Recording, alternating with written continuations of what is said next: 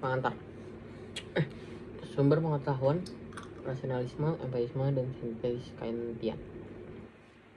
Kita semua memiliki banyak hal yang terjadi dalam pikiran kita, seperti keyakinan, hasrat, harapan, mimpi, gambar imajiner, pengetahuan, cinta, dan benci, untuk menyebutkan beberapa. Penekanan dan kepentingan sumbernya. Bagaimana semua itu menjadi ide dalam pikiran kita? Beberapa filsuf mengaitkan sumber ide kita dengan indera, masuk indera batin dan 5 indera luar. Kita mungkin merasakan dunia secara langsung atau tidak langsung melalui pikiran orang lain. Beberapa filsuf bahkan mengklaim bahwa semua ide kita harus berasal dari indera kita. Klaim ini menyatakan bahwa masing-masing dari kita dilahirkan dengan pikiran yang seperti tabula rasa, atau bahasa Latin untuk batu tulis kosong atau kertas kosong. Intinya tidak ada apapun yang tertulis dari kita dapat mengisinya melalui pengalaman saat kita terpapar oleh dunia. Pengetahuan yang bergantung pada pengalaman atau yang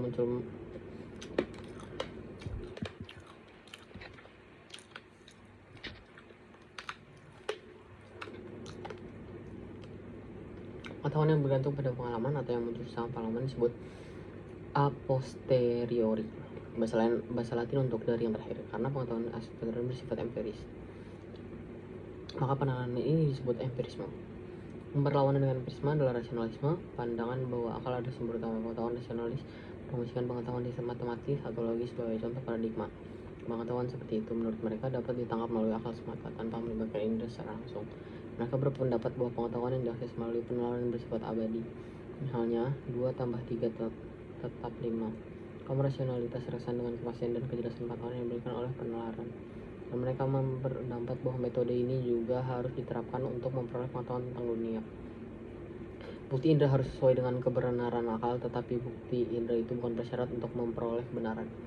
Pengetahuan yang tidak bergantung pada pengamatan dan pengalaman disebut a priori, atau bahasa Latin untuk dari yang pertama. Rasionalis berpendapat bahwa akal adalah dasar dari pengetahuan a priori. Tapi dari mana kita pada akhirnya mendapatkan ide yang menjadi dasar akal jika bukan dari pengamatan atau pengalaman? Rasionalis cenderung menyukai inatisme, mengingatkan bahwa kita dilahirkan dengan ide yang sudah ada dalam pikiran kita.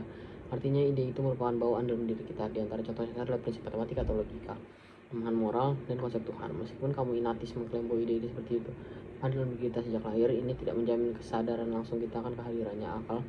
Akal adalah fakultas yang mungkin kita untuk menyadari atau mengaksesnya. Berikut ini ide-ide bawaan dengan demikian menjadi dasar dari model rasionalisme. Penekanan rasionalisme terhadap pengetahuan a priori. Filsuf Prancis René Descartes pada tahun 1596 sampai 1650 dan filsuf Jerman Gottfried Wilhelm Leibniz tahun 1646 sampai 1716, dua pemikir rasionalis yang penting, mendukung keberadaan ide-ide bawaan dan realisasinya melalui akal.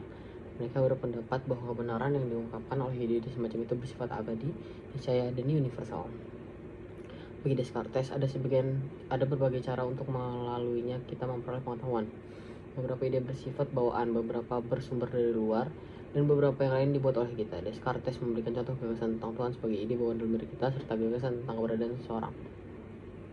Menurut Descartes, ide-ide bawaan seperti kebenaran geometri dan hukum logika diketahui melalui akal terlepas dari pengalaman, karena pengalaman hanya memberi kita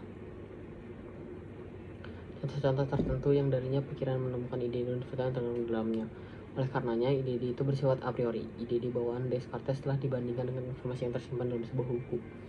Ide-ide ada dalam diri kita, meskipun tidak selalu hadir di pikiran. Begitu kita mulai membaca buku itu, isinya mengukuhkan dirinya kepada kita, sama seperti pengenalan mengukuhkan ide-ide bawaan kita kepada kita. Dengan kata lain, hanya melalui pembacaan yang cermat kita dapat memahami ide mana yang bersifat bawaan dan mana yang datang kepada kita dari tempat lain.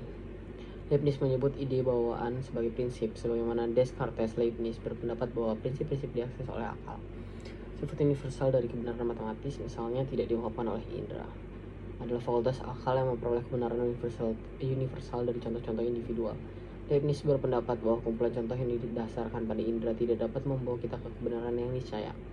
Pada saat yang sama juga jelas bahwa kita dapat memahami banyak kebenaran yang niscaya seperti matematika. Oleh karena itu, pikiran adalah sumbernya, yang berarti kebenaran ini ada secara bawaan. Namun ide bawaan bukanlah pemikiran yang lengkap bagi Leibniz. Dia berpendapat bahwa pikiran kita terstruktur sedemikian rupa sehingga ide atau prinsip tertentu akan muncul pada kita begitu didorong oleh indera. Meskipun ide atau prinsip itu tidak berasal dari indera, Ide dan kebenaran ada dalam diri kita pada awalnya sebagai disposisi atau kecenderungan daripada sebagai pikiran sadar yang aktual. Menentang pengetahuan a priori dengan menolak ide bawaan. Klaim kaum empiris bahwa semua pengetahuan kita berasal dari pengalaman sangat kontras dengan konsep ide bawaan. Bagi kaum empiris, semua pengetahuan bersifat a posteriori, artinya diperoleh melalui atau setelah pengalaman. John Locke, seorang filsuf empiris Inggris, mengadopsi dua pendekatan untuk mempertanyakan ide-ide bawaan sebagai dasar dari pengetahuan a priori. Pertama, ia menunjukkan bahwa ide-ide bawaan didasarkan pada klaim yang meragukan. Kedua, bersama dengan empirisme Skotlandia David Hume, Locke menunjukkan bahwa bagaimana empirisme mampu menawarkan teori pengetahuan yang lebih baik melalui pengetahuan a posteriori. Locke memulai dengan mempertanyakan sifat universal dari ide-ide bawaan. Ia menentang klaim bahwa ide bawaan hadir dalam diri kita semua dengan mencatat bahwa anak-anak yang cukup muda dan orang dewasa tanpa pendidikan yang diperlukan tidak memiliki konsep tentang Tuhan atau pengetahuan tentang prinsip-prinsip logika atau matematika. Oleh karena itu, tidak berdasar jika mengatakan bahwa ide bawaan bersifat universal. Melalui pengalaman dan pengamatanlah kita memperoleh ide-ide seperti itu. Artinya ide-ide itu bersifat a posteriori.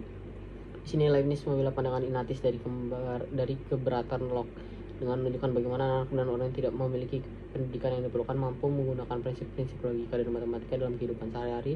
Mereka tanpa memahami bahwa itu prinsip logika dan matematika atau tanpa mampu mengartikulasikannya dalam kata-kata. Seorang anak, untuk menggunakan contoh saya sendiri, tahu tanpa kebingungan bahwa dia tidak bisa duduk di pangkuan kedua orang tuanya pada saat yang bersamaan.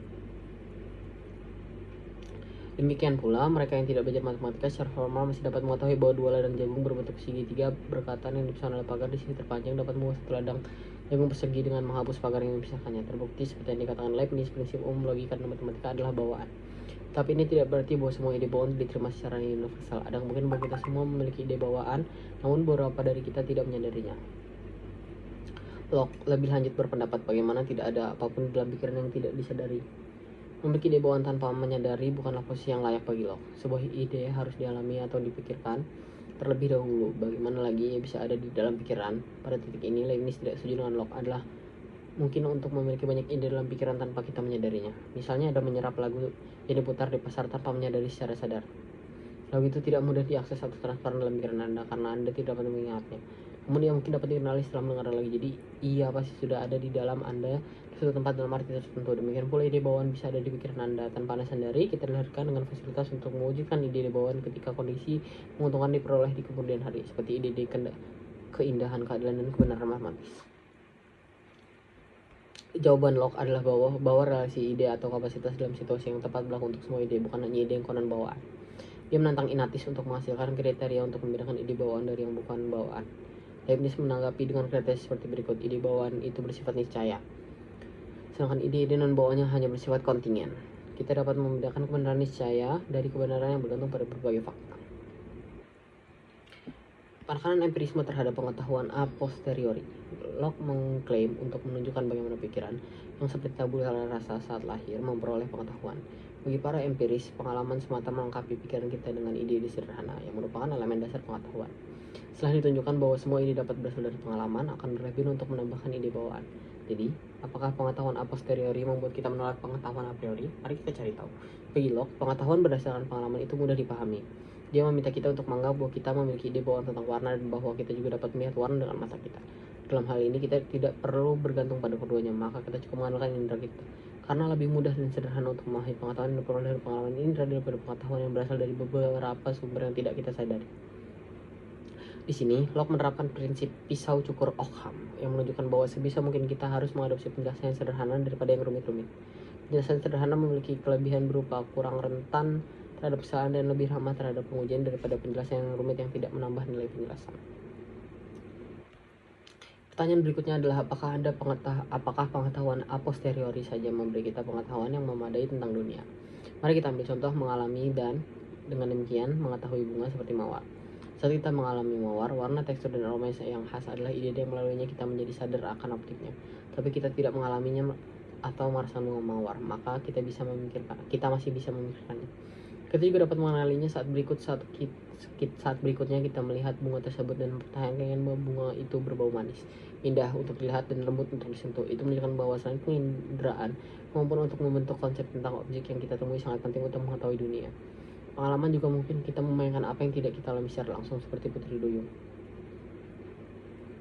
Imajinasi semacam itu dimungkinkan karena kita telah mengalami secara langsung bagian-bagian berbeda dari objek imajiner ini secara terpisah, menggabungkan pengalaman-pengalaman ini dalam pikiran dengan cara yang teratur menghasilkan objek yang dibayangkan.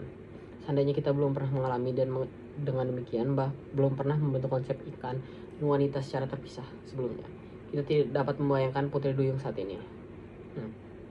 Pertimbangan ini mengarahkan Locke untuk mengategorikan semua pengalaman indera kita ke dalam ide sederhana dan ide kompleks. Ide sederhana adalah ide dasar dan terpisahkan seperti ide warna merah. Ide kompleks dibentuk oleh pikiran baik dari lebih dari satu ide sederhana atau dari kesan kompleks.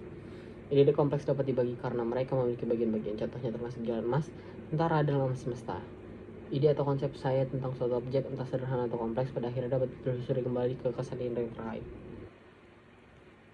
Hume, filsuf empiris penting lainnya, menulis tentang ide sebagai salinan dari kesan. Kesan itu gamblang dan hidup seperti yang diterima langsung dari pengalaman indera. Hume juga memungkinkan kesan batin, termasuk kecemburuan, kemarahan, dan sebagainya. Ide adalah salinan mental atas kesan ke dalam atau keluar yang menjadikannya samar atau lemah. Hume berpendapat bahwa saat tidak ada kesan, tidak akan ada ide. Seorang buta tidak dapat memiliki ide tentang warna. Menurut Hume, seseorang yang tidak dapat dilahirkan dengan ide yang tidak berasal dari kesan apapun. Jadi, tidak ada ide bawaan bagi Hume. Namun, dia setuju dengan kecenderungan kita untuk menghindari rasa sakit atau untuk mencari banyak kesenangan dan keinginan kita itu bersifat bawaan. Di sini, saya berpendapat bahwa bahkan kecenderungan ini didasarkan pada kesan indrawi kita dan ide-ide terkait yang kita bentuk dari kesan itu. Kecenderungan mental untuk berulang kali mencari kesenangan atau menghindari rasa sakit datang kepada kita hanya setelah kejadian pertama terpapar salah satu sensasi itu. Berbeda dengan bagi Descartes, bahkan ide tentang Tuhan termasuk pengetahuan a posteriori bagi Hume. Karena tidak seorang pun dari kita yang mengalami Tuhan secara langsung. Menurut Hume, tidak akan tentang Tuhan yang tersedia bagi kita untuk membentuk ide yang sesuai. Dalam pandangan Hume, imajinasi kita membentuk ide ini dengan memperluas pengalaman kita tentang kualitas yang baik yang dimiliki oleh orang-orang di sekitar kita. Mengingat bahwa bahkan ide tentang Tuhan dapat diturunkan secara dari kesan-kesan indrawi. Ini memberikan dukungan lebih lanjut pada klaim empiris bahwa semua ide kita bersifat a posteriori. Oleh karena itu, menurut Hume, klaim rasionalis tentang keberadaan ide bawaan dan pengetahuan a priori itu keliru.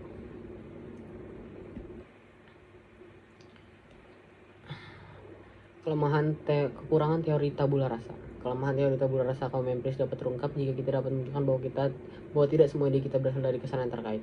Namun ini tidak berarti kita harus kembali ke teori rasionalis tentang ide bawaan. Seperti yang akan kita lihat, rencana dalam menjajaki alternatif ketiga. Kalian konsep-konsep umum dan kita menunjukkan bahwa tidak selalu ada hubungannya satu antara ide dan kesan indrawi yang terkait. Misalnya, kita melihat berbagai contoh warna biru di sekitar kita. Dan dari contoh ini, kita membentuk konsep umum tentang biru. Konsep umum tidak disalin dari satu kesan tertentu tentang biru. Konsep umum atau bahkan dari corak tertentu warna biru. Kita juga memiliki konsep abstrak seperti keadilan, kebaikan, dan keberanian. Tidak dapat dilacak ke kesan indrawi yang terkait. Dalam kasus seperti ini, kita mengalami tindakan atau contoh keadilan, kebaikan, dan keberanian yang berbeda. Tetapi jika konsep-konsep abstrak ini disalin dari kesan tertentu, maka hanya contoh-contoh ini dan bukan konsep itu sendiri yang akan ada dalam pikiran kita. Oleh karenanya, konsep itu dibentuk dan dipahami daripada disalin. Demikian pula, konsep-konsep relasional seperti di atas di antara jenisnya diwujudkan bukan hanya dengan menyalin kesan-kesan yang terlibat. Faktanya, tidak ada kesan sama sekali yang terkait dengan konsep relasional ini. Kita malah menerima kesan tentang objek-objek partikular yang ada dalam hubungannya seperti itu. Kucing duduk di atas tikar, selat Inggris yang terletak di antara Britania Raya dan Eropa Daratan, 1 dikurangi 1 sama dengan 0, dan seterusnya. Singkatnya, pembentukan konsep umum, abstrak, dan relasional dalam pikiran kita menunjukkan bahwa aliran kesan yang tidak terputus tidak akan membentuk semua ide yang kita miliki. Hal ini mensyaratkan bahwa sejak lahir, pikiran setidaknya sebagian dilengkapi dengan struktur atau arsitektur yang memungkinkan memahami kesan mentah yang diterima dan untuk membentuk konsep yang di dalamnya. Tidak ada korespondensi satu-satu antara kesan dan ide. Ini menantang keaslian tabula rasa. Ini membawa kita ke tahap perlu menentukan alternatif ketiga yang sangat diperlukan, yang dapat memfasilitasi pengetahuan yang lebih lengkap tentang dunia. Ini memerlukan persimpangan antara a priori dan a posteriori atau rekonsiliasi kedua.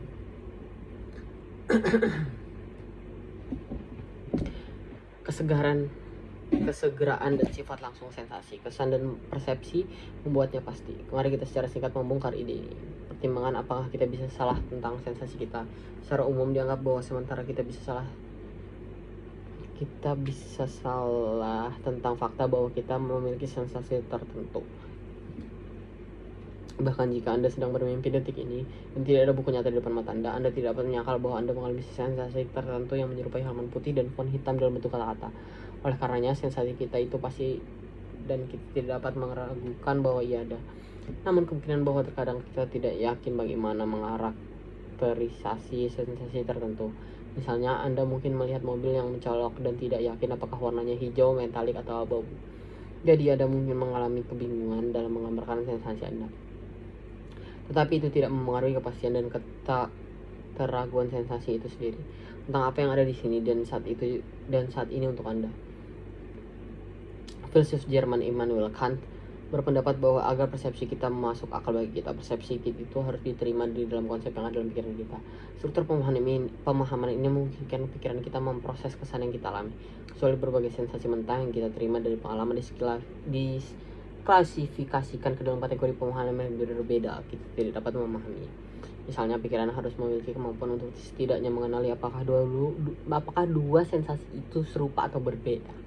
Tanpa kemampuan ini, kita tidak dapat memahami pengalaman atau mempertimbangkan bahwa kita juga melihat bahwa objek berada dalam ruang dan waktu, berada dalam hubungan sebab akibat dan kategori kesatuan, pluralitas, afirmasi, negasi, partikular, universal, dan sejenisnya.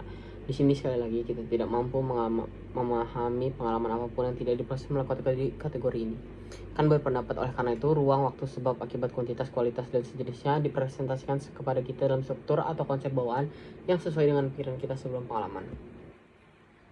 Urutkan kategori-kategori ini bersifat transendental dan dalam arti bahwa mereka menjembatani kesenjangan antara pikiran dan dunia.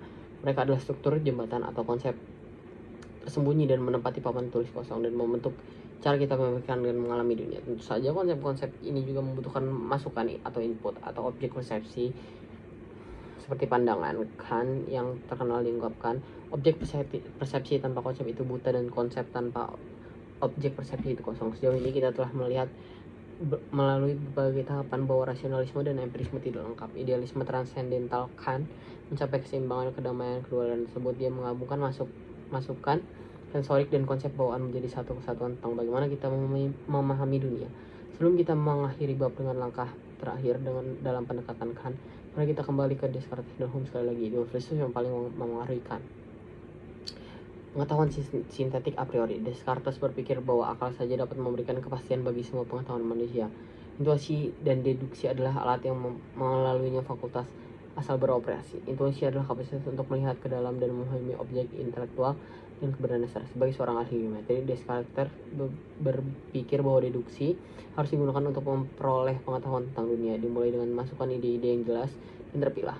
Karena intuisi dipisahkan dari bukti indrawi, kebenaran yang terdapat diketahui secara a priori. Hasilnya adalah bawaan pengetahuan substansial dunia dapat diperoleh secara a priori. Sebagai seorang rasionalis pada awalnya, kan dipengaruhi oleh pembagian pengetahuan yang dibuat oleh Hume. Hanya kombinasi akal dan pengalaman yang dapat memberi kita pengetahuan yang memadai. Menurut Kant, dia mulai dengan memberikan penjelasan tentang hubungan ide yang disebut sebagai kebenaran analitik. Dalam kalimat yang menyatakan kebenaran analitik, predikat sudah terkandung di dalam atau merupakan arti dari subjek. Misalnya pada kalimat, karena itu predikat bulat sudah terdapat pada subjek lingkaran. Contoh lain yang lumrah dalam kalimat bujangan adalah pria yang belum menikah. Predikat pria yang belum menikah adalah arti subjek dari bujangan. Kita tidak dapat menyangkal kebenarannya seperti itu tanpa kontradiksi. Kalimat seperti itu selalu benar, yang berarti bahwa ia benar terlepas dari bagaimana dunia ini ada. Karena kita tidak perlu memperiksa dunia ini untuk mengetahui apakah ia benar. Kebenarannya analitik dapat diketahui secara a priori. Kan mengistilahkan materi fakta dengan kebenaran sistematik. Predikat tidak terkandung di dalam subjek dan juga bukan arti dari subjek. Kebenaran sintetik tidak benar menurut definisi. Dengan demikian masuk akal bahwa kebenaran sintetik didasarkan pada pengamatan dan karena itu pasti bersifat a posteriori. Misalnya pertimbangan proposisi George C. Bujang adalah seorang penulis. Kita memiliki informasi baru di sini tentang orang tertentu bernama George yang menjadi seorang bujang dan penulis, dan pengalaman diperlukan untuk mengetahui hal ini. Karena lawan dari kebenaran sintetik tidak terkontradiktoris, maka ia bersifat kontingen. Tabel kategori pengetahuan.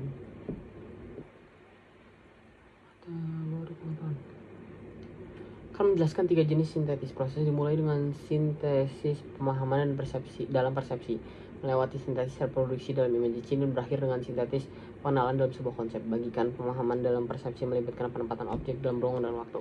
Sintesis reproduksi dalam imajinasi terdiri dari hubungan berbagai elemen dalam pikiran kita untuk membentuk sebuah gambar, dan sintesis pengenalan dalam suatu konsep membutuhkan memori pengalaman masa lalu serta mengenali hubungannya dengan pengalaman sekarang.